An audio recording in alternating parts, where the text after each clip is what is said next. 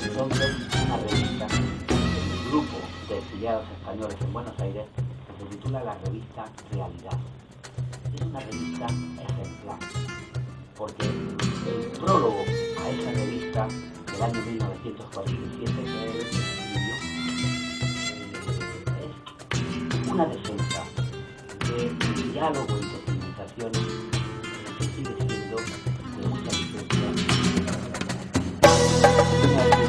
Si vamos a unificarnos tecnológicamente, las noticias del mundo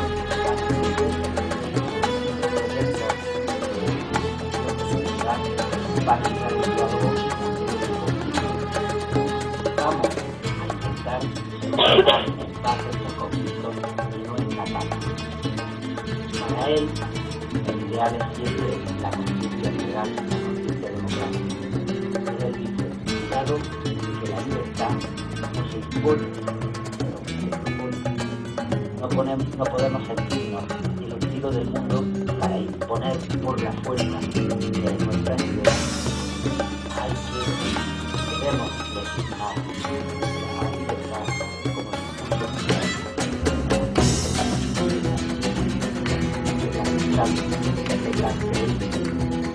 convertirla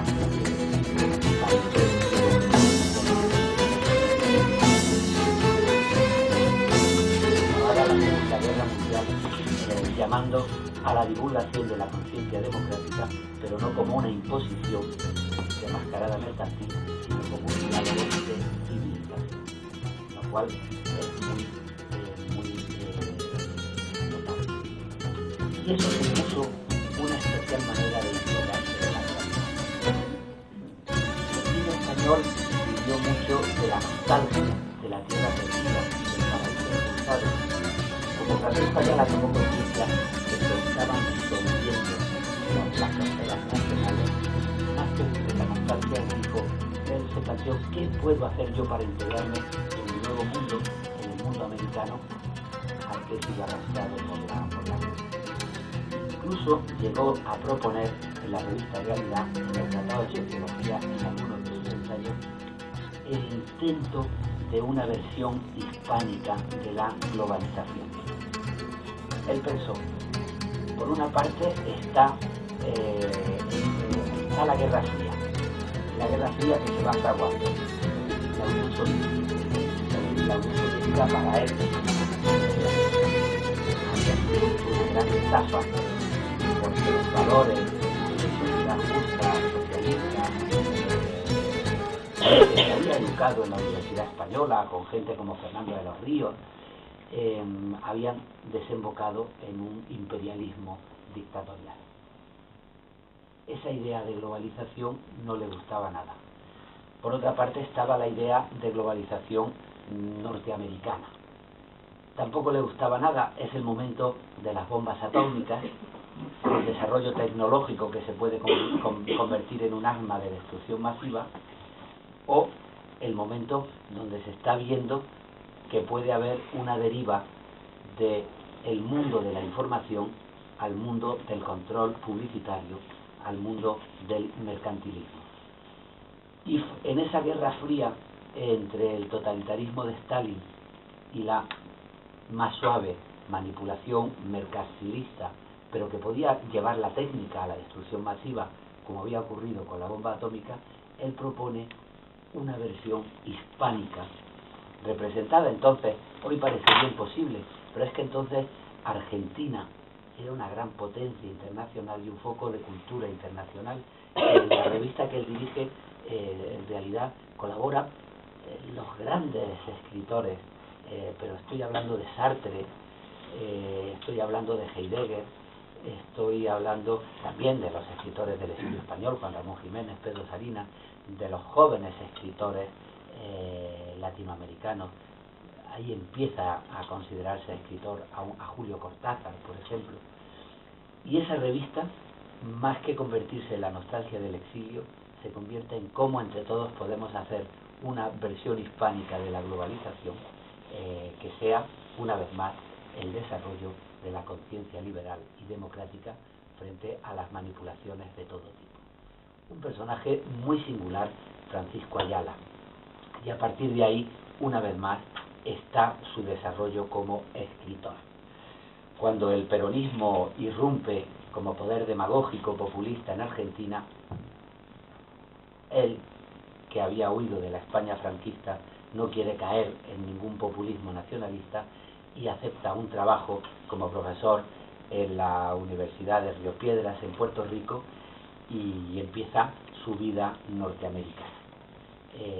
Un momento también muy fértil en cuanto a la creación, donde debemos situar pues algunas de sus obras más importantes.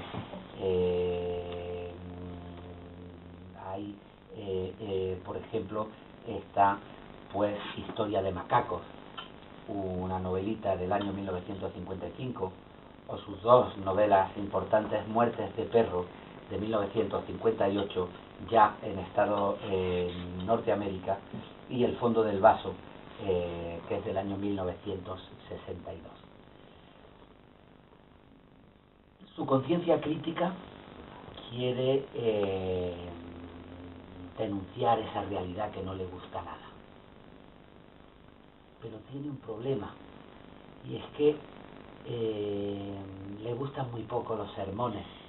Un liberal no puede ser un dogmático, no puede hablar con el dedo al monitor diciendo esto está mal, esto está mal, esto está mal. Tiene que hacer un ejercicio crítico, pero no puede convertirse en un sermoneador. ¿Qué recurso encuentra el humor, la ironía?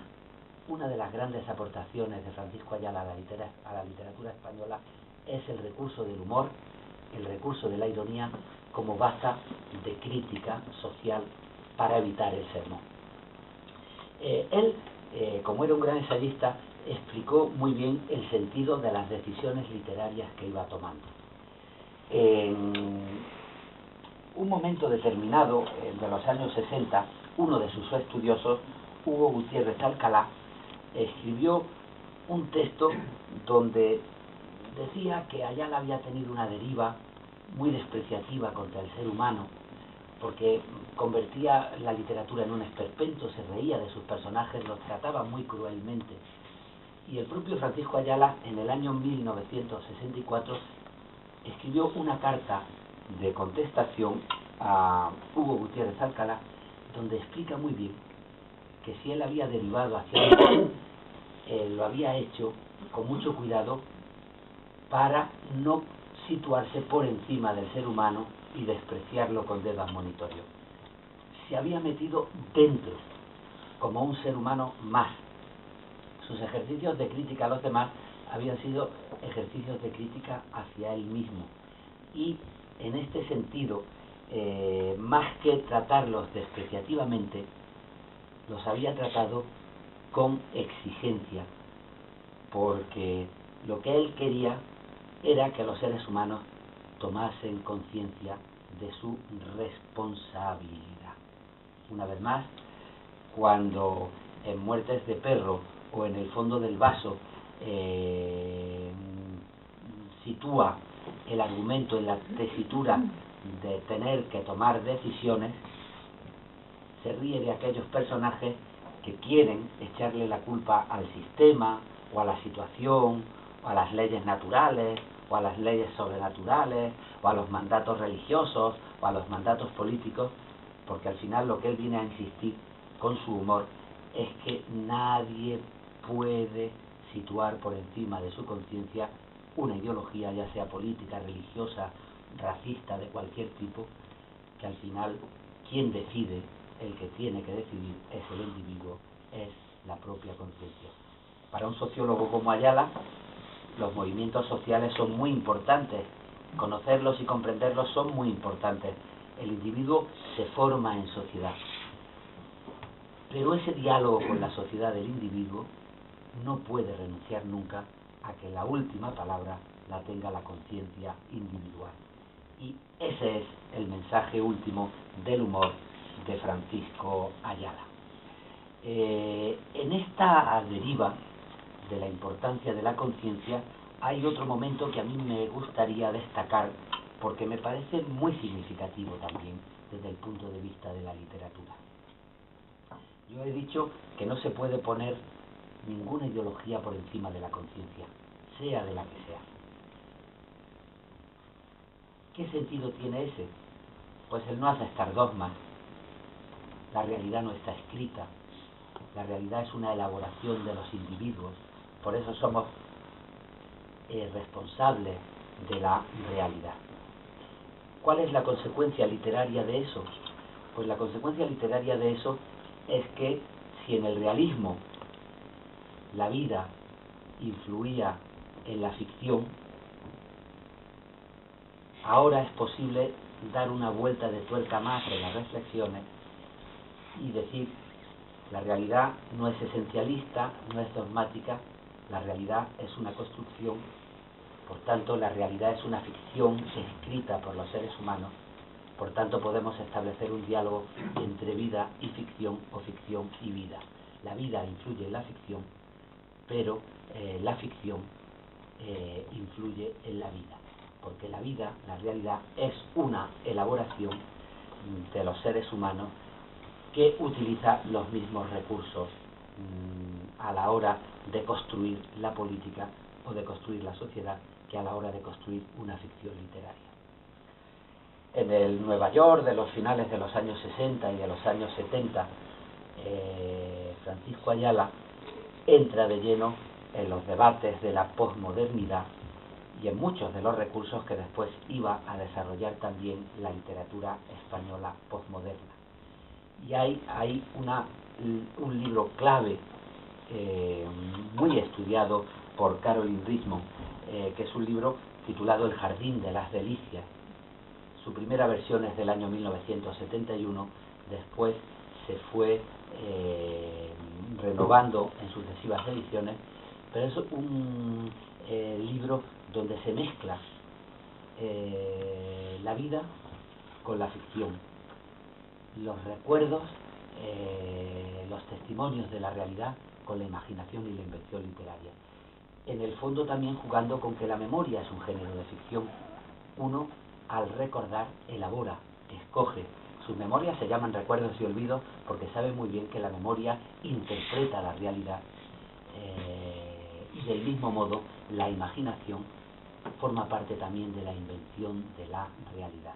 La realidad está ahí, pero no es el fruto de unas leyes dogmáticas, de unas verdades esenciales, sino de una elaboración de los seres humanos. Es muy significativa, por ejemplo, como en la utilización que hace Francisco Ayala en el Jardín de las Delicias, una vez más, de la prensa. Hay falsas noticias que él se inventa, utilizando muchas de las técnicas del periodismo de la época, que se inventaban falsas noticias, las serpientes de verano, por ejemplo. Hay una correspondencia bien interesante entre Francisco Ayala y Albert Camus, el escritor francés, porque Ayala sabe que el episodio que había dado lugar a una de las obras de teatro más famosas de Camus, El malentendido, pertenecía a una noticia falsa que había surgido en los periódicos, y a partir de ahí Camus había hecho una obra literaria. Pues bueno, una vez más, la prensa está en el fondo. En Muertes de Perro se había contado la historia de una sociedad bananera, dictatorial, sometida a la dictadura. El fondo del vaso, que es la continuación, presenta esa misma sociedad ya en libertad, pero analiza bien cómo la prensa manipula la realidad según la interpretación de los periódicos y según los intereses de cada periódico. Las noticias se cuentan de una manera, de otra manera, parece que son hechos completamente distintos. Un paso más es el que da en el Jardín de las Delicias cuando utiliza las falsas noticias como simplemente una metáfora de que la realidad es imaginación y es una ficción construida por los seres humanos. sin quitar, por supuesto, ninguna responsabilidad ética al oficio de informar, que fue una de las grandes preocupaciones de Francisco Ayala, porque siempre aclaró que a la hora de escribir en prensa había que ser veraz, era deshonesto mentir. A la hora de hacer creación literaria uno podía imaginar lo que le diera la gana.